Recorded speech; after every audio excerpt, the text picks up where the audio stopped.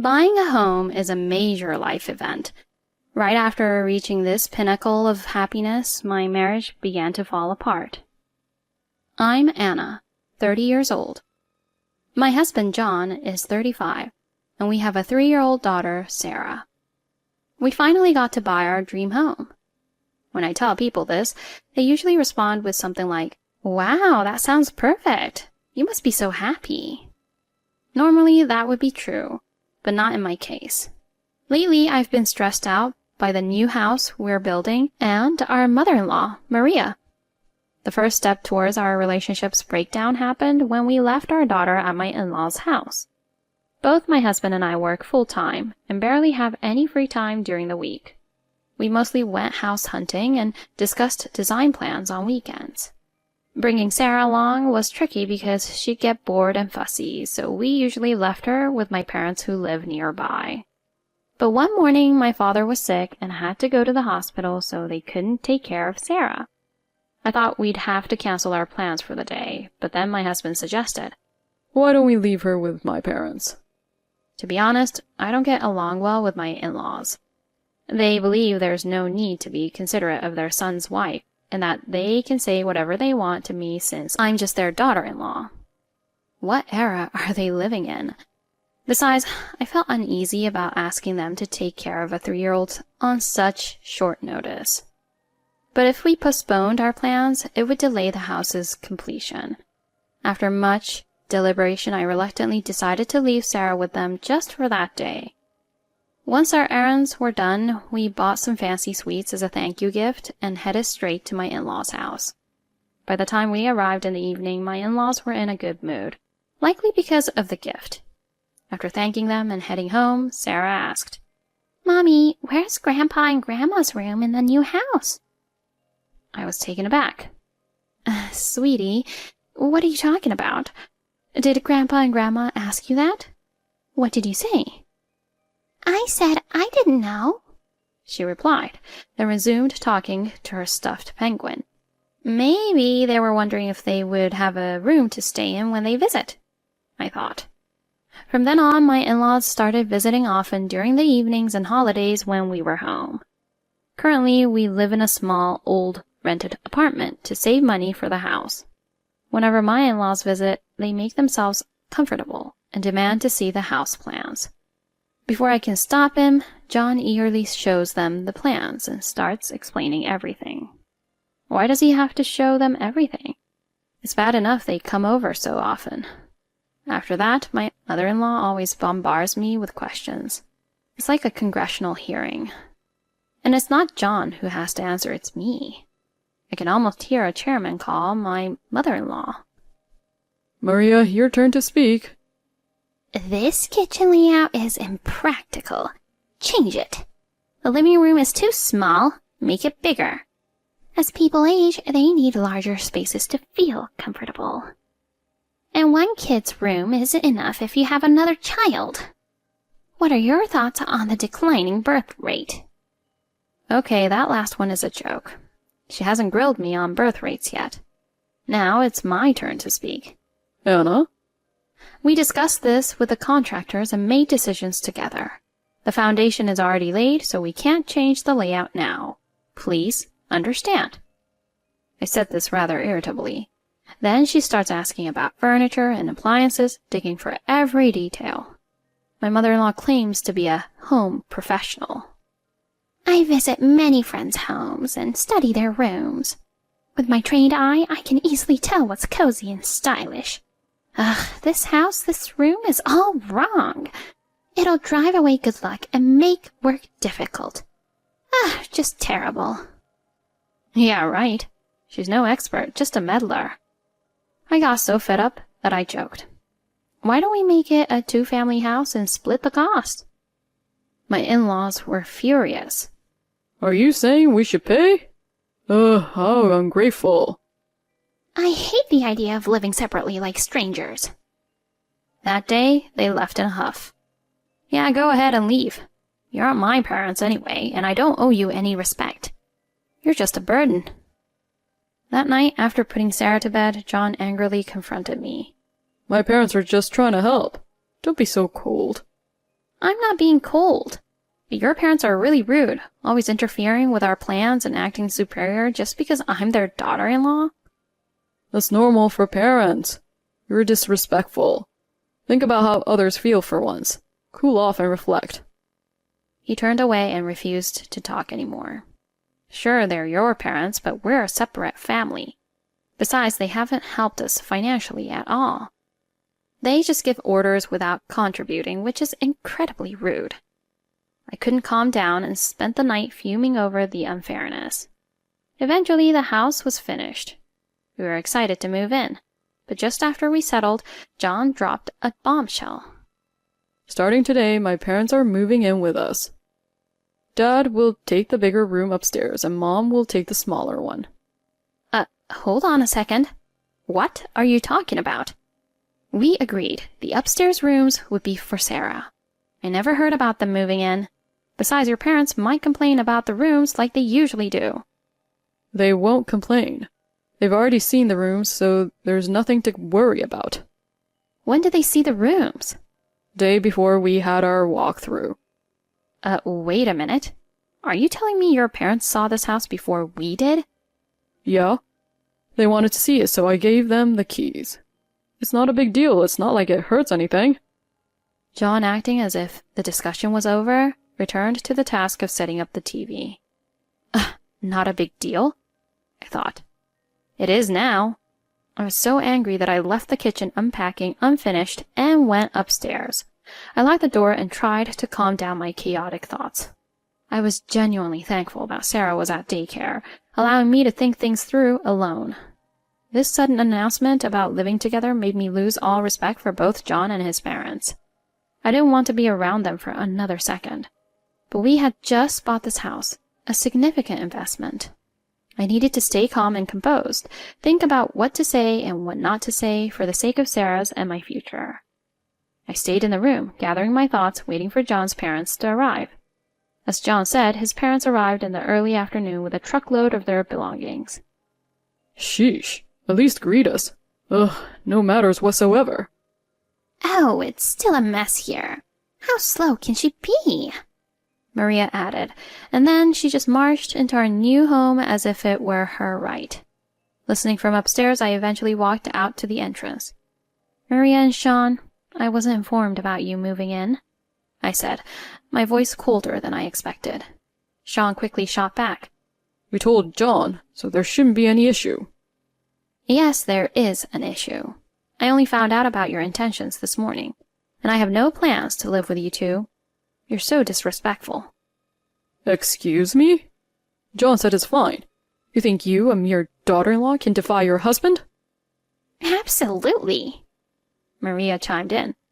If you don't like it, why don't you just leave, Anna? It was hopeless. I'd known for a long time that we were too different to communicate. As I struggled to respond, John came rushing over, alarmed.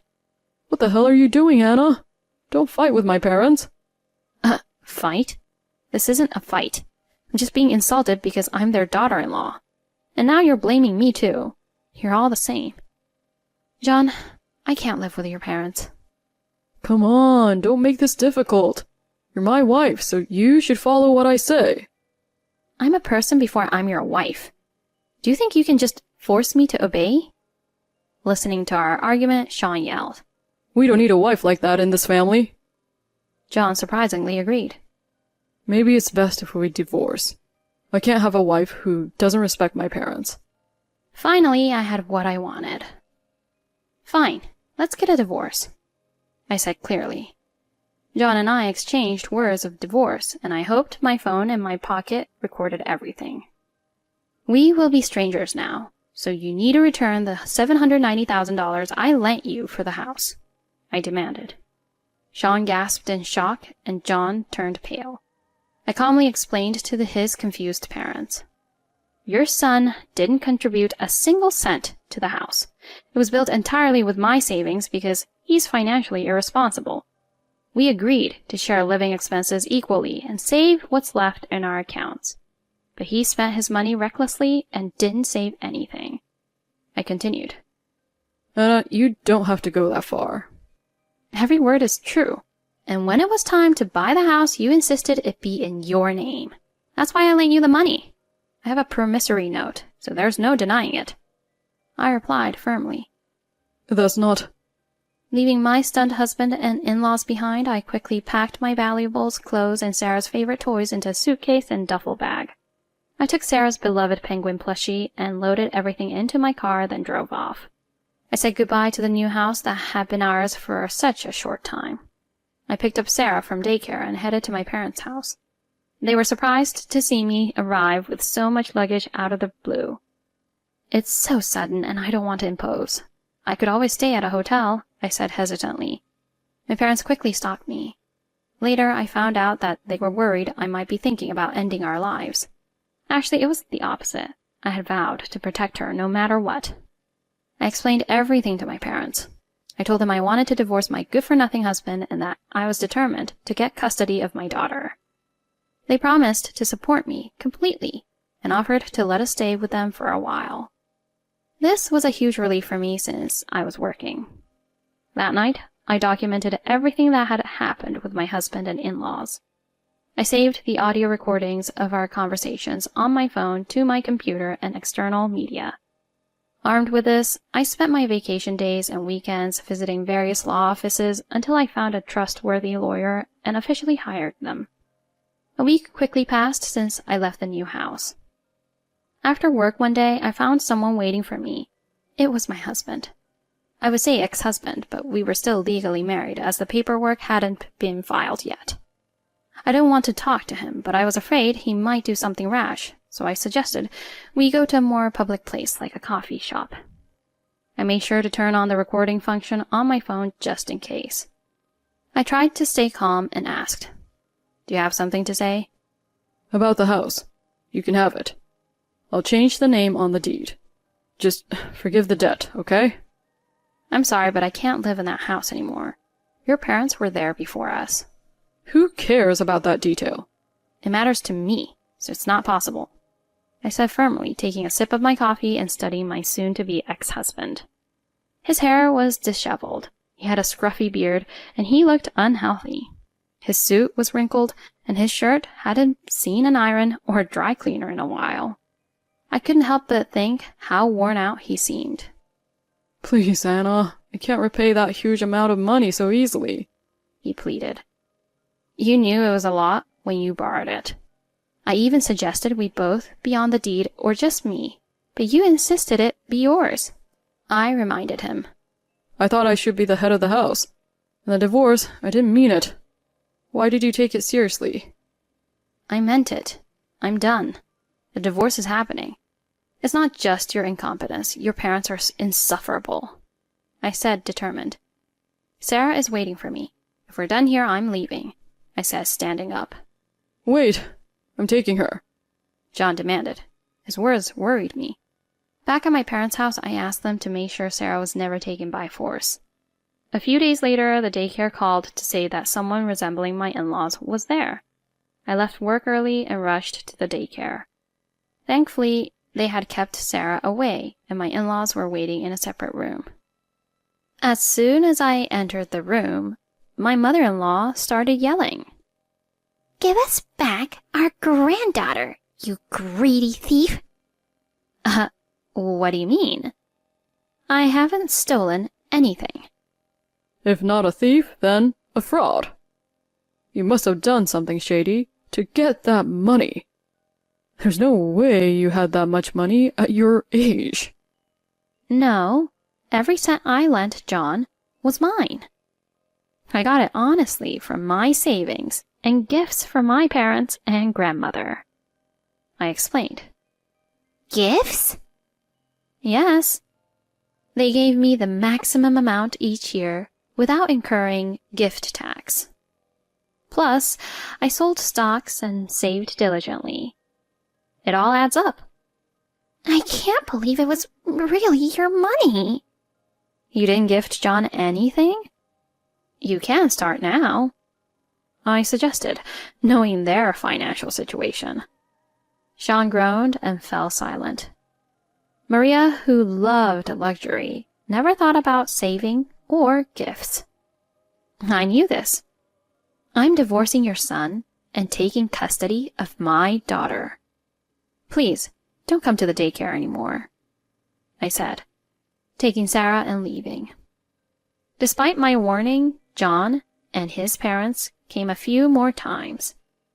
Each time, I calmly tried to turn them away, but sometimes they grabbed me or hurled insults. I recorded everything on my phone.